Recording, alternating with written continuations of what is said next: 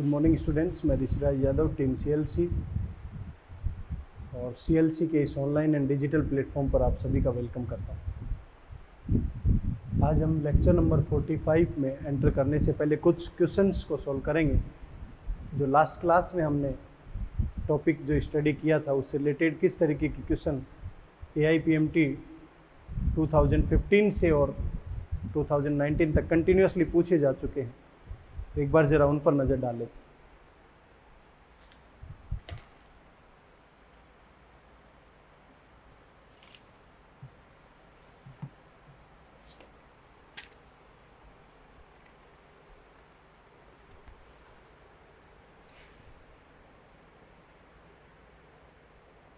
Question पूछा गया, human urine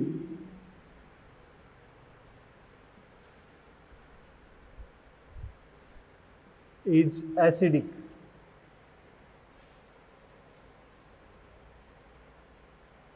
because ये वर्ड दिया गया है यूजुअली ह्यूमन यूरिन एसिडिक है। तो याद करो, मैंने आपको यूरिन के कंपोजिशन बताए थे।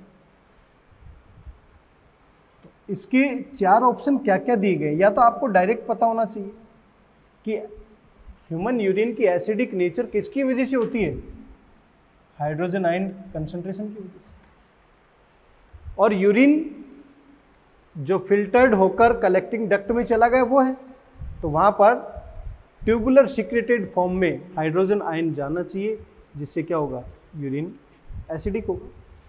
ऑप्शन क्या क्या दे रखे हैं वो देखिए। पोटेशियम एंड सोडियम की वजह से, दूसरा है हाइड्रोजन आयन के सक्रिय स्रावण से, सोडियम आयन के वजह से, और चौथा ऑप्शन दे रखा है प्लाज्मा प्रोटीन की वजह। ऑब्वियसली डायरेक्ट एसिडिक नेचर जो है वो किसकी वजह से बनेगा बेटा, ये बेटा 2015 में क्वेश्चन पूछा गया। नेक्स्ट क्वेश्चन देखिए।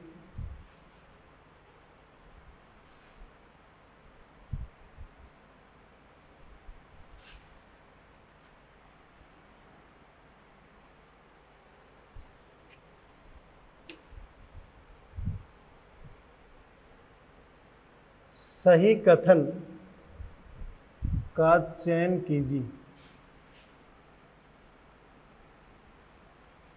सही कथन के बारे में बताना।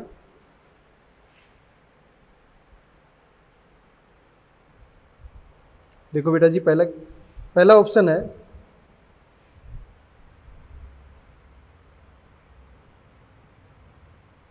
हेनले पास की अवरोही भुजा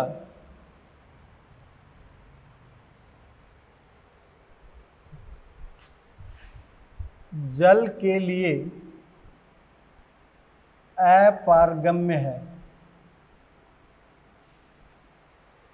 दूसरा है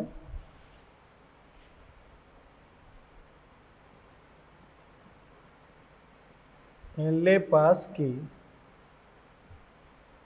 आरोही भुजा जल के लिए पारगम्य है।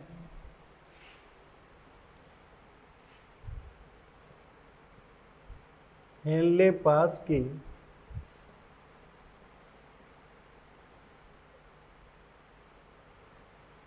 अवरोही भुजा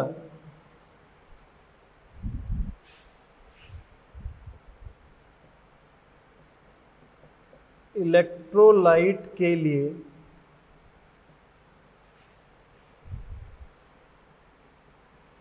पारगम्य है।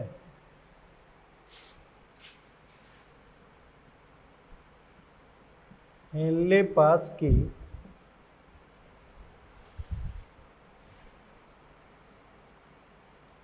आरोही भुजा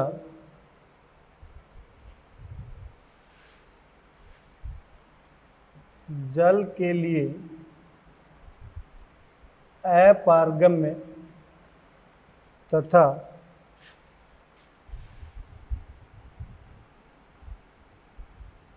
इलेक्ट्रोलाइट के लिए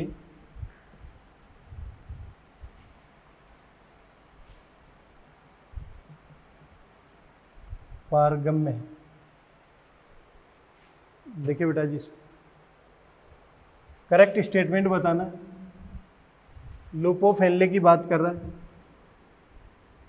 ये लूप ऑफ हेनले, और लूप ऑफ हेनले में ये डिसेंडिंग पार्ट है, तो यहाँ से वाटर बाहर आ रहा, तो ये कह रहा है जल के लिए अपारगम्य, तो पहला गलत हो गया। यहाँ से NaCl बाहर आया, आरोही भुजा जल के लिए, ये आरोही भुजा जल के लिए पारगम्य, ये भी गलत है। हेनले पास की अवरोही भुजा ये इलेक्ट्रोलाइट के लिए पारगम्य, ये भी गलत है। ये सही है, हेनले पास की आरोही भुजा जल के लिए अपारगम्य, यहाँ से वाटर तो बाहर आ नहीं सकता, कौन बाहर आ रहा है? इलेक्ट्रोलाइट के लिए। करेक्ट स्टेटमेंट क्या है? 4। ठीक है बेटा जी। तो देखो, एक यूरिन के नेचर से क्वेश्चन पूछा, दूसरा लूप ऑफ हेनले के नेचर से क्वेश्चन पूछा है, तीसरा देखें, लास्ट क्लास में मैंने डिस्कस भी किया था, ब्लड प्रेशर से रिलेटेड रास सिस्टम और ब्लड प्रेशर से रिलेटेड ANF, उससे रिलेटेड क्वेश्चन क्या पूछा देखिए।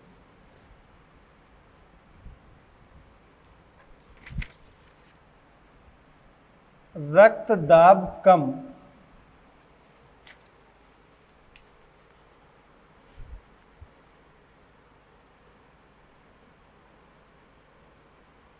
किसके श्रावण के लिए जिम्मेदार नहीं है? रक्तदाब कम, पहला ऑप्शन है ANF, दूसरा ऑप्शन है एल्डोस्टेरोन, तीसरा ऑप्शन है ADH,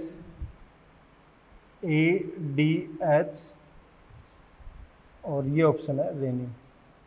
देखो, मैंने आपको बताया था रक्तदाब कम होगा, तो रेनिन है, तो इसका मतलब ये क्या चलाएगा? रास सिस्टम। और इसके अंदर कौन सा इफेक्ट आता है? वैसो कॉन्स्ट्रिक्टर, वाहिनी संकोचक। इसका मतलब वाहिनी को संकोचक करने वाला इफेक्ट होगा, तो ये तो है। ADH एंटी डायूरेटिक हार्मोन, इसको वैसोप्रेसिन भी कहा जाता है। ये DCT पर काम करेगा और वहां से वाटर को निकालेगा। इसका मतलब ये वैसोप्रेसिन वेसल्स को प्रेस कर रहा है, तो इसका मतलब ये भी क्या करेगा? डायमीटर को कम कर रहा है। एल्डोस्टेरोन, रास सिस्टम में एल्डोस्टेरोन ये भी है। ANF ये तब रिलीज होता है जब रक्तदाब ज़्यादा हो। ये किसकी बात कर रहा है? तो इसका मतलब इसके जिम्मेदार। करेक्ट आंसर क्या होगा? फर्स्ट। देखो बेटा जी, ये ब्लड प्रेशर से रिलेटेड भी क्वेश्चन पूछ लिया कि ब्लड प्रेशर यदि ज़्यादा होगा तो क्या रिलीज होगा, और कम होगा तो क्या रिलीज होगा।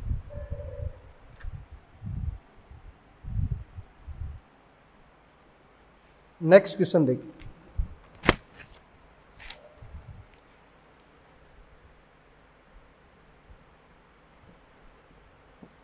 स्तंभ 1, स्तंभ 2, इन दो को मिलान कर लो। पहला दे रखा है परानिस्यंदन, मीन्स अल्ट्राफिल्ट्रेशन, दूसरा दे रखा है मूत्र का सांद्रण, इसका मतलब यूरिन कंसंट्रेशन।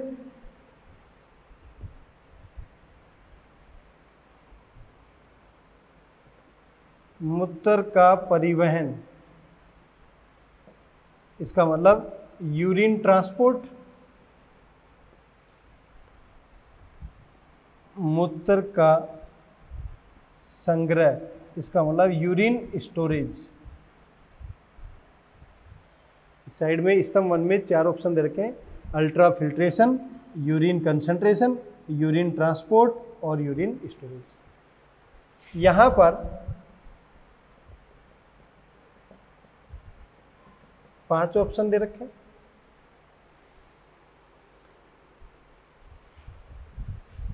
हेनले पास, लूप ऑफ हेनले जिसको बोलते हैं,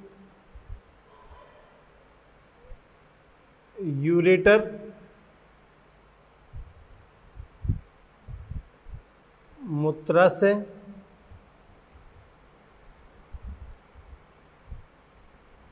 मेलपीजियन काय, समीपस्थ कुंडलित नलिका। देखिए बेटा जी, अल्ट्रा फिल्ट्रेशन, अल्ट्रा फिल्ट्रेशन कहां पर होता है? मेलपीजियन बॉडी के अंदर, मींस बोमेन कैप्सूल या ग्लोमेरुलर पार्ट के अंदर। मूत्र का सांद्रण कौन करता है? लूप ऑफ हेनले एंड वासा रेक्टा। मूत्र का परिवहन कौन करेगा? यूरेटर या मूत्र नलिका। मूत्र का संग्रह कौन करेगा? ये क्वेश्चन पूछा गया बेटा 2018।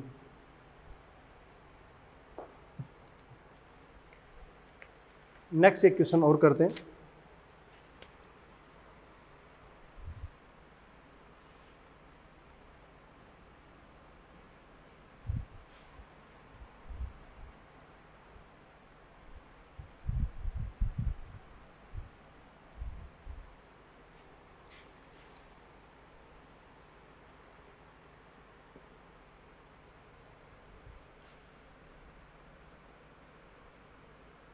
निम्नलिखित में से कौन सा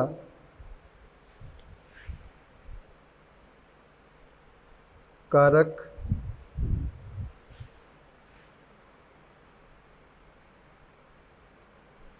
मूत्र सांद्रण के लिए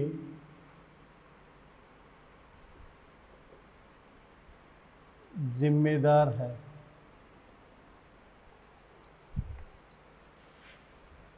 देखिए बेटा, यहाँ पर ऑप्शन देखें क्या क्या बनाए गए हैं, कि सभी वर्ड हमारे पढ़े हुए हैं कि नहीं है। पहला ऑप्शन है जेजी उपकरण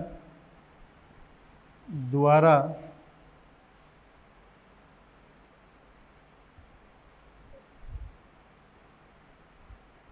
एरिथ्रोपोइटिन का स्रावन। दूसरा है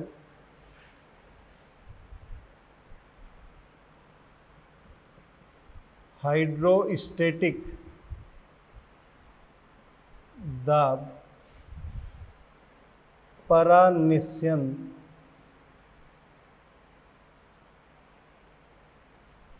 के लिए। तीसरा है एडीएच हार्मोन की कमी। चौथा है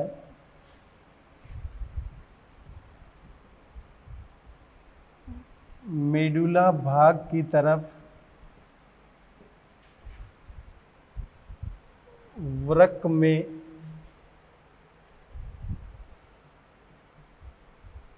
उच्च परासरण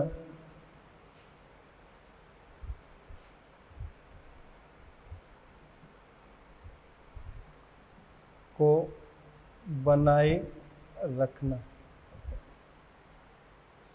देखिए बेटा जी, इस क्वेश्चन को ध्यान से समझिए। मूत्र सांद्रण, इसका मतलब क्या हुआ है? यूरिन कंसंट्रेशन पूछा। क्या एरिथ्रोपोइटिन यूरिन कंसंट्रेशन करता है क्या? ये तो एरिथ्रोपोइसिस या रक्त निर्माण की प्रक्रिया को उद्दीपन देता है। गलत हो गया। परानिस्यंद के हाइड्रोस्टेटिक प्रेशर, क्या वो यूरिन को कंसंट्रेट करेगा? नहीं, वो तो केवल प्लाज्मा को फिल्टर करने का काम करता है। गलत हो गया। एडीएच हार्मोन की कमी, एडीएच हार्मोन क्या करता है? डीसीटी पार्ट से जल का पुनः अवशोषण कराता है। कमी हो गई तो अवशोषण नहीं कराएगा तो यूरिन में ज्यादा जल जाएगा, तो यूरिन सांद्र थोड़ी होगा, यूरिन तो डाइल्यूट होगा। ऑब्वियसली ये, क्योंकि मेडुला भाग की तरफ कैसी कंडीशन?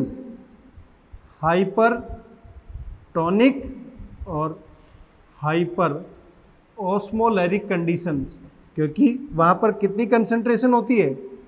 1200 मिली ऑस्मोलर पर लीटर। तो करेक्ट आंसर कौन सा होगा? ठीक है बेटा जी। देखिए बेटा जी, अभी तक जो हमने क्वेश्चन किए हैं उसके बाद नेक्स्ट एक टॉपिक में डिस्कस कर रहा हूं, जो टॉपिक है मिक्चुरेशन या यूरिनेशन, जिसे हम बोल रहे हैं मूत्रण।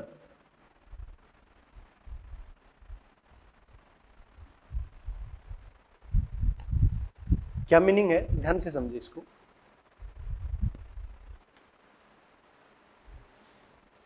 ये जो मिक्चुरेशन या यूरिनेशन की जो मैं बात करूं,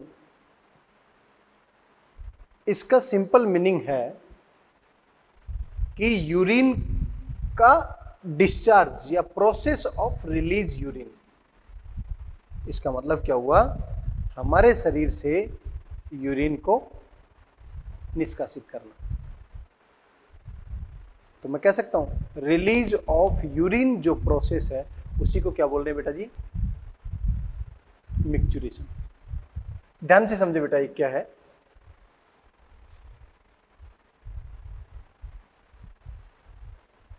सबसे पहले मैं बात करूं, urine is formed by the nephron. आपको पता है जो नेफ्रॉन है उसने क्या किया? यूरिन या जो मूत्र है वो बनाया। अब यूरिन कब बोलेंगे? जब नेफ्रॉन के कलेक्टिंग डक्ट या संग्राहक नलिका में जो अल्ट्राफिल्ट्रेट जाएगा तब बोलेंगे। तो हमने एक लाइन के फॉर्म में लिखा, urine formed by the nephron.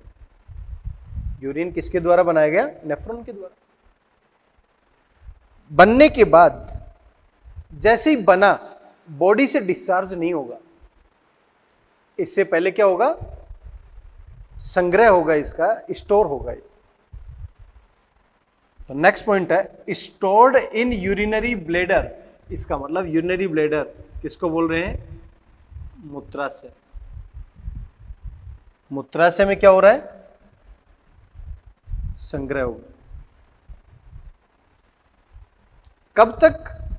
जब तक हमारा सेंट्रल नर्वस सिस्टम, केंद्रीय तंत्रिका तंत्र मैसेज नहीं देगा तब तक। Stored in urinary bladder means मूत्राशय में संग्रह रहेगा till voluntary signal is given by CNS. कब तक? जब तक हमारा केंद्रीय तंत्रिका तंत्र या सेंट्रल नर्वस सिस्टम मैसेज नहीं देगा तब तक। क्लियर है मेरी बात? इसका मतलब हमारी बॉडी से यूरिन के डिस्चार्ज के लिए या यूरिन के रिलीज होने के लिए या मूत्र के निष्कासन के लिए सीएनएस का मैसेज आना जरूरी है। क्लियर है बेटा जी?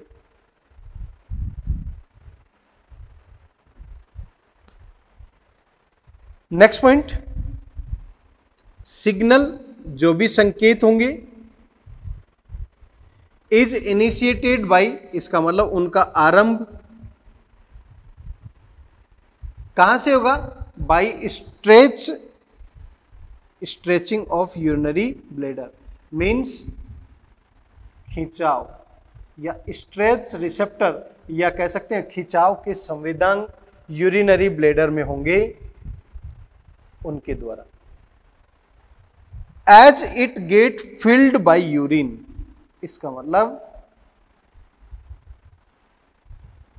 हमारी बॉडी से यूरिन के निष्कासन के जो मैसेज होंगे वो सबसे पहले मैसेज भेजेगा कौन? यूरिनरी ब्लैडर या मूत्राशय, और मूत्राशय के अंदर यूरिन फिल हो जाएगा तब उसके बाद भेजेगा किसके पास? हमारे सीएनएस के पास, सेंट्रल नर्वस सिस्टम, केंद्रीय तंत्रिका तंत्र, हमारे ब्रेन के पास। क्लियर है मेरी बात? दोबारा देखिए, मैंने अभी तक 3 बातें की है। मिक्चुरेशन या मूत्रण क्या है? हमारी बॉडी से यूरिन को रिलीज करना एक मिक्चुरेशन प्रोसेस है। तो रिलीज कब होगा? सबसे पहले यूरिन बनना चाहिए, तो urine found by the nephron. Urine किससे बना? नेफ्रॉन ने बनाया। नेफ्रॉन से बनने के बाद कहां स्टोर होगा? यूरिनरी ब्लैडर में। इसका मतलब मूत्राशय में क्या हो गया? वो स्टोर हो गया। कब तक स्टोर रहेगा? जब तक वो सीएनएस उसको मैसेज नहीं देगा तब तक। और मैसेज सीएनएस तब देगा जब यूरिनरी ब्लैडर से फिल होने के या यूरिनरी ब्लैडर के या मूत्राशय के भरने के मैसेज सीएनएस के पास जाएंगे तब। देखिए बेटा जी, तो signal is initiated by stretching of urinary bladder as it get filled by urine. जब यूरिनरी ब्लैडर यूरिन से भर जाएगा तब वो उसके खिंचाव रिसेप्टर होंगे, वो मैसेज देंगे किसको? सीएनएस। क्लियर है मेरी बात? थोड़ी देर के लिए मैं ये मानता हूं, ये हमारे पास किडनी,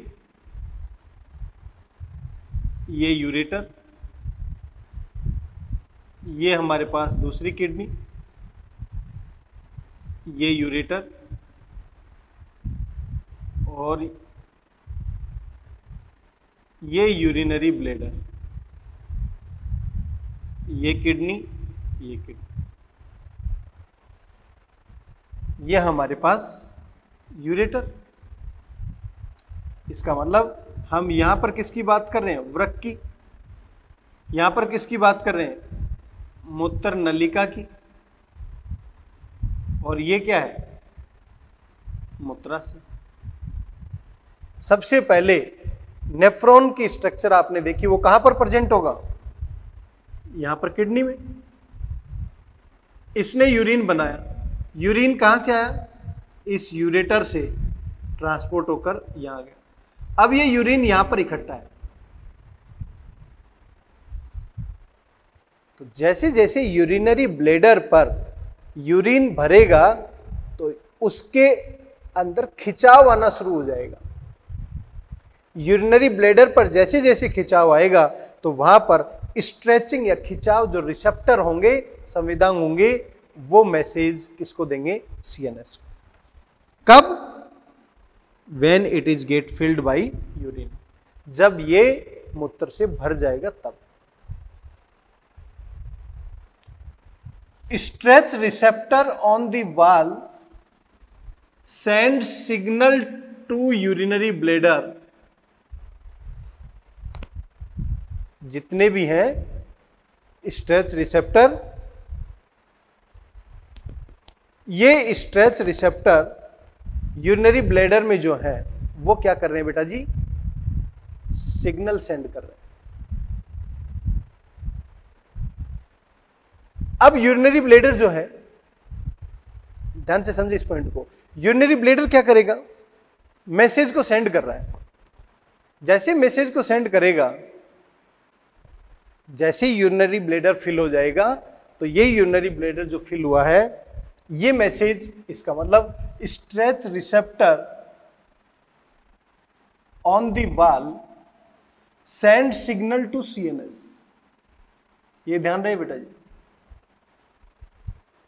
स्ट्रेच रिसेप्टर जो है, यूरिनरी ब्लैडर में जो स्ट्रेच रिसेप्टर है, ये किसको सिग्नल सेंड कर रहे हैं? सीएनएस को। अब सीएनएस बैक सिग्नल सेंड करेगा।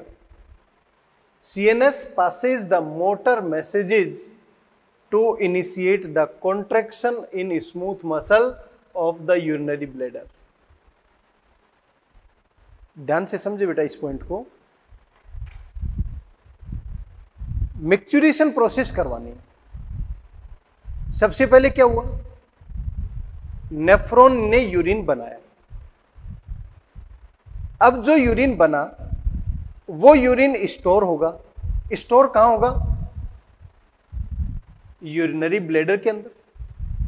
यूरिनरी ब्लैडर में जैसे जैसे स्टोर होगा तो उस यूरिनरी ब्लैडर के वाल के अंदर, उसकी दीवार के अंदर क्या आना शुरू हो जाएगा? खिंचाव। उस खिंचाव से मैसेज कहां पर जाएंगे? सीएनएस की तरफ। स्ट्रेच रिसेप्टर्स, इसका मतलब जो खिंचाव के संवेदक हैं वो सिग्नल को कहां भेज रहे हैं? सीएनएस की तरफ। अब क्या करेगा? सीएनएस वापस मैसेज भेजेगा। अब आपको यह चीज पता होनी चाहिए कि कोई भी एक ऑर्गन है, यदि ऑर्गन से मैसेज सीएनएस की तरफ जाता है तो बेटा जी ये कैसा होता है? सेंसरी, संवेदी मैसेज होता है। और जैसे जैसे ये वापस लौटकर मैसेज आएगा सीएनएस से ऑर्गन की तरफ, वो कैसा होता है? मोटर, या इसे बोलते हैं चालक। ध्यान रहे बेटा, किसी भी ऑर्गन से यदि सीएनएस की तरफ मैसेज जा रहा है तो ये सेंसरी होगा, और सीएनएस मैसेज भेज रहा है ऑर्गन की तरफ तो कैसा होगा? मोटर। तो देखिए स्ट्रेच रिसेप्टर, इसका मतलब जो खिंचाव के संवेदक हैं उन्होंने मैसेज भेजा सीएनएस की तरफ, और सीएनएस ने चालक संकेत या चालक संदेश जो है वो भेजे हैं किसके पास? उसी यूरिनरी ब्लैडर के पास, मीन्स मूत्राशय के पास।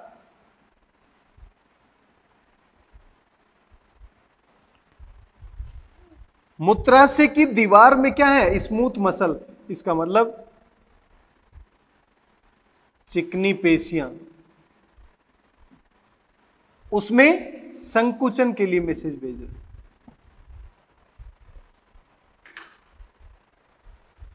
हमारे पास यूरिनरी ब्लैडर फिल हो गया, इसने मैसेज भेजा सीएनएस के पास। सीएनएस ने वापस मोटर मैसेज भेजे कि जो यूरिनरी ब्लैडर फिल हुआ है उसमें कॉन्ट्रैक्शन होना शुरू हो जाए।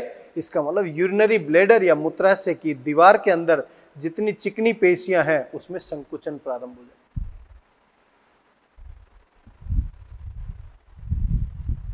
Simultaneously relaxation of urethral sphincter causing release of urine, इसका मतलब साथ में ये देखो यूरिनरी ब्लैडर है तो इसमें कॉन्ट्रैक्शन होगा, तो यहां तो कॉन्ट्रैक्शन हो गया, साथ में इस पार्ट में रिलैक्सेशन होना चाहिए जिससे यूरिन बाहर आ जाए। इसका मतलब जो स्फिंक्टर है, जो अवरोधिनी है, उसमें क्या कर दिया? रिलैक्सेशन। इसका मतलब इसके अंदर क्या कर रहा है? वो शिथिलन कर रहा है। और बिल्कुल सही बात भी है भाई, एक चैम्बर है, उस चैम्बर में दबाव पड़ रहा है ऊपर से, तो जैसे जैसे उसमें कॉन्ट्रैक्शन हो रहा है तो नीचे अगर उसके ओपनिंग है और वो बंद है तो उसे क्या करना पड़ेगा? हमें खोलना पड़ेगा। तो यूरिथ्रल स्फिंक्टर में तो क्या हुआ? रिलैक्सेशन, शिथिलन। और स्मूथ मसल यूरिनरी ब्लैडर में उसमें क्या हुआ? कॉन्ट्रैक्शन। और इस तरीके से process of release of urine, urine क्या हो जाएगा? रिलीज हो जाएगा। और इसी को क्या बोल रहे हैं बेटा जी? मिक्चुरेशन, मूत्रण कहा जाता है। और यह मैकेनिज्म जो है, जो क्रियाविधि है, कॉजिंग इट, जो इसे कॉज कर रही है, it is called micturition reflex, जिसे बोलते हैं मूत्रण प्रतिव्रत। तो बेटा जी जो मैंने अभी बताया है वो केवल एक प्रोसेस बताई है कि किस तरीके से यूरिन बॉडी से रिलीज हो। लास्ट लाइन मैंने इसमें लिखी है, एनालिसिस ऑफ यूरिन मीन्स किसी भी मूत्र का विश्लेषण करना helps in the clinical diagnosis of many metabolic disorder. हमारे शरीर में कितने उपापचय के विकार हैं, कितने प्रकार की बीमारियां हैं, उनका विश्लेषण करना है तो यूरिन का सैंपल डॉक्टर लोग लेते हैं और उससे पता लगाते हैं। फॉर एग्जाम्पल मैं यदि आपको कहूं ग्लाइकोसूरिया कंडीशन है, इसका मतलब उस व्यक्ति के यूरिन में ग्लूकोज आ रहा है। कीटोनूरिया कंडीशन है, इसका मतलब उस व्यक्ति के यूरिन में कीटोन बॉडीज फॉर्मेशन हो रखी है। बहुत सारे ऐसे डिसऑर्डर्स हैं, बहुत सारे ऐसे विकार हैं जिनके बारे में पता लगाया जा सकता है केवल मूत्र का विश्लेषण कर। एक बार मेरे साथ में आप दोबारा इसको देखें क्या प्रोसेस है। बात कर रहा हूं मैं मिक्चुरेशन की। मिक्चुरेशन का मतलब है यूरिनेशन, यूरिनेशन का मतलब मूत्रण। ठीक है, एक एक पॉइंट ध्यान से समझे। यहां से मैंने पहली लाइन लिखी, urine formed by the nephron. Urine किसने बनाया? Nephron. Stored in urinary bladder, इसका मतलब जो यूरिन नेफ्रॉन ने बनाया वो स्टोर कहां पर हो गया? Urinary bladder. कब तक? जब तक हमारा सीएनएस मैसेज डिस्चार्ज के लिए मैसेज नहीं भेजेगा, यूरिन के रिलीज होने के लिए मैसेज नहीं भेजेगा, तब तक। Stored in urinary bladder till voluntary signal is given by the CNS. हमारे केंद्रीय तंत्रिका तंत्र तक जब तक मैसेज नहीं भेजे गए तब तक वो रिलीज नहीं। Signal is initiated by the stretching of urinary bladder as it get filled by the urine. थोड़ी देर के लिए दूसरे शब्दों में समझ। पहला पॉइंट, यूरिन बनाया नेफ्रॉन ने, यूरिन स्टोर हुआ, संग्रह हुआ यूरिनरी ब्लैडर मूत्राशय में। अब मूत्राशय सबसे पहले मैसेज भेजेगा, मैसेज भेजे सीएनएस की तरफ। कैसे मैसेज भेज रहा है? संवेदी, सेंसरी मैसेज। अब सीएनएस ने वापस कैसे मैसेज भेजे? Motor message. Motor message send कर दिए, चालक मैसेज भेज दिए, और चालक मैसेज जो भेजे हैं वो क्या करेंगे? यूरिनरी ब्लैडर में स्मूथ मसल या चिकनी पेशियां जो हैं उनके अंदर संकुचन होना शुरू कर। संकुचन होना शुरू हो गया तो यूरिनरी ब्लैडर में तो संकुचन हुआ, लेकिन यूरिथ्रल स्फिंक्टर जो प्रेजेंट है उनमें क्या है? रिलैक्सेशन होना शुरू हो गया। तो जितना यूरिन यहां भरा हुआ था वो यूरिन डिस्चार्ज हो जाए। Process of release urine is called micturition and the mechanism which is involved in the micturition reflex, मूत्रण प्रतिवर्त। और किसी भी यूरिन का विश्लेषण करना उस व्यक्ति के कई विकारों के बारे में बता सकता है। क्लियर है बेटा जी मेरी बात? एक ही लाइन में समझाने की कोशिश करूं। यूरिन बनाओ नेफ्रॉन के द्वारा, उसको संग्रह करो मूत्राशय या यूरिनरी ब्लैडर में। उसके बाद यूरिनरी ब्लैडर में खिंचाव आना शुरू होगा, वो मैसेज देगा सीएनएस को, सीएनएस वापस मैसेज देगा, यूरिनरी ब्लैडर में कॉन्ट्रैक्शन स्टार्ट होगा, स्फिंक्टर में रिलैक्सेशन स्टार्ट होगा, यूरिन बॉडी से बाहर। इस प्रोसेस को बोल रहे हैं मिक्चुरेशन और मैकेनिज्म को बोल रहे हैं मिक्चुरेशन रेफ्लेक्स। क्लियर है बेटा जी? समझ में आया सभी को? समझ में आ गया सभी को यहां तक? नेक्स्ट पॉइंट देखें। यूरिन के कंपोजिशन जो है, यूरिन के जो घटक हैं उनके बारे में मैं पहले बात कर चुका हूं कि हमारा यूरिन जो मूत्र है वो एसिडिक होगा, अम्लीय होगा, क्योंकि उसमें हाइड्रोजन आयन का एक्टिवली सिक्रेशन होता है। हमारा यूरिन पर डे 1 से 1.5 लीटर बनेगा। हमारा यूरिन का कलर येलो होता है यूरोक्रोम की वजह से। यूरिन के अंदर स्मेल जो आती है वो यूरिनोड सब्सटेंस और अमोनिया की वजह से आती है। स्पेसिफिक ग्रेविटी 1.02 से 1.04 होगी और पर डे यदि देखा जाए तो 25 से 30 ग्राम यूरिया पर डे हमारी बॉडी से निष्कासित करता है। बेटा जी, हमारी बॉडी में ये किडनी जो है 25 से 30 ग्राम यूरिया निष्कासित कर रही है बॉडी से। यदि किडनी फेलियर कंडीशन है या माल फंक्शनिंग ऑफ किडनी है, मीन सही ढंग से कार्य नहीं कर पा रही है किडनी, तो ऐसे में यूरिया इकट्ठा होना शुरू हो जाता है और शरीर के अंदर जितना ज़्यादा यूरिया इकट्ठा होना शुरू हो जाएगा तो वो यूरेमिया कंडीशन बना देता है। यूरेमिया कंडीशन शरीर के लिए घातक होती है। क्लियर है मेरी बात?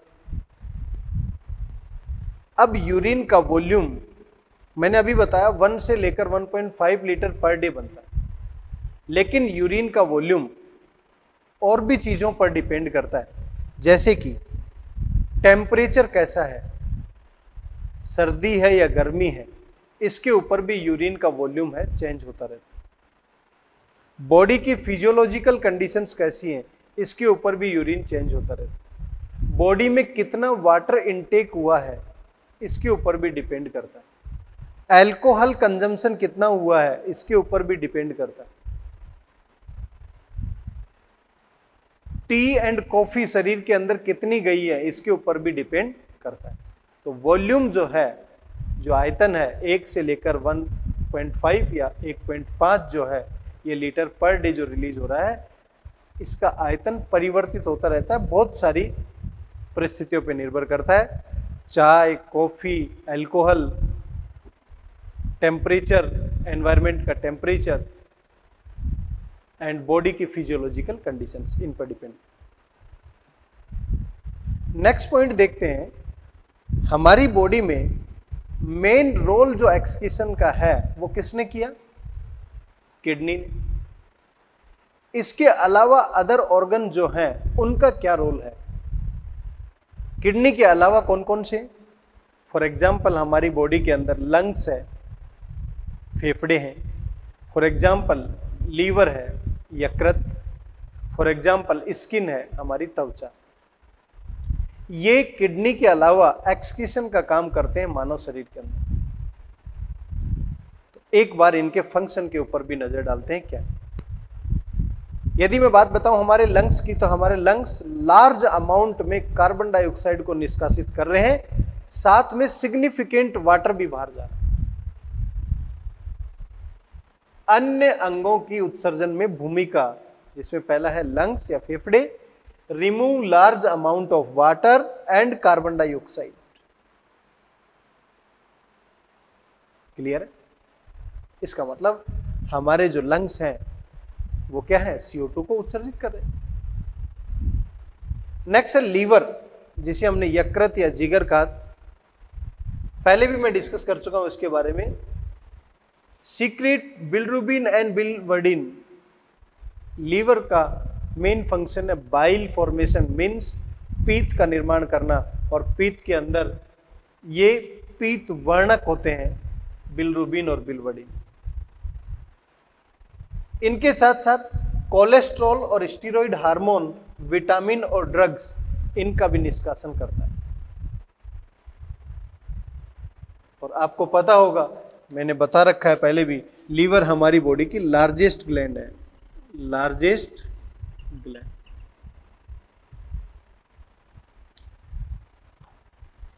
नेक्स्ट पॉइंट बात कर रहा हूं मैं स्किन की।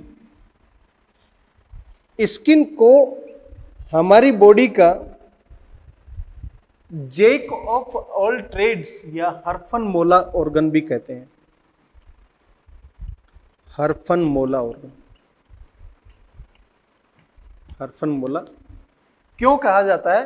क्योंकि ये शरीर के बहुत से फंक्शन जो हैं वो परफॉर्म करते हैं। हमारे स्किन के अंदर दो तरीके की ग्लैंड है, स्वेट ग्लैंड मीन्स पसीने की ग्रंथियां, सीबेसियस ग्लैंड इट मीन्स तेलीय ग्रंथि। जो स्वेट ग्लैंड है, स्वेट ग्लैंड के रूप में NaCl, स्मॉल अमाउंट में यूरिया एंड लैक्टिक एसिड का निष्कासन होता है। और सीबेसियस ग्लैंड तेलीय ग्रंथियों के रूप में स्टीरोल, हाइड्रोकार्बन और वैक्स का निष्कासन होता है। बेटा जी याद रहे, सीबेसियस ग्लैंड या तेलीय ग्रंथियों का मुख्य कार्य है हमारी स्किन को ऑयली रखना, और स्वेट ग्लैंड का प्राइमरी फंक्शन है कूलिंग इफेक्ट। जैसे जैसे बॉडी के अंदर स्वेट रिलीज होगा तो बॉडी के अंदर सरफेस, स्वेट जो अंदर से बाहर आएगा तो बॉडी की सरफेस के ऊपर कूलिंग इफेक्ट अप्लाई करता है, ठंडा प्रभाव डालता है। क्लियर है मेरी बात? क्या क्या डिस्कस किया मैंने लेक्चर नंबर 45 में? मैंने 5 अलग अलग क्वेरीज डिस्कस किए, अलग अलग 5 क्वेश्चन डिस्कस किए। उसके बाद मैंने मैच्योरेशन बताया। मैच्योरेशन को एक बार रिवाइज करता हूँ। मैच्योरेशन में क्या बताया? सबसे पहले यूरिन जो है वो नेफ्रॉन के द्वारा बनाया जाएगा, उसे यूरिनरी ब्लैडर में स्टोर किया जाएगा। यूरिनरी ब्लैडर के अंदर खिंचाव जैसे आएगा तो यूरिनरी ब्लैडर जो है वो सेंसरी मैसेज CNS को देता है। CNS वापस मोटर मैसेज किसको देगा बेटा जी? यूरिनरी ब्लैडर को। यूरिनरी ब्लैडर को जैसे मोटर मैसेज पहुंचते हैं तो यूरिनरी ब्लैडर में उपस्थित चिकनी पेशियों में संकुचन प्रारंभ हो जाता है तथा यूरिथ्रल स्फिंक्टर या अवरोधनी की जो पेशियां हैं उनमें शिथिलन प्रारंभ हो जाता है और बॉडी से यूरिन रिलीज होता है। रिलीज होने की इस प्रोसेस को मूत्रण या यूरिनेशन कहा जाता है या मिक्चुरेशन कहा जाता है, और इसकी मैकेनिज्म को यूरिनेशन रिफ्लेक्स या मिक्चुरेशन रिफ्लेक्स कहा जाता है। फिर मैंने बताया कि यूरिन जो है वो यूरिन का विश्लेषण करके हम विभिन्न प्रकार के विकारों के बारे में पता लगा सकते हैं। इसके अलावा मैंने आपको यह बताया कि यूरिन के अंदर एसिडिक नेचर क्यों आया? हाइड्रोजन आयन कंसंट्रेशन की वजह से।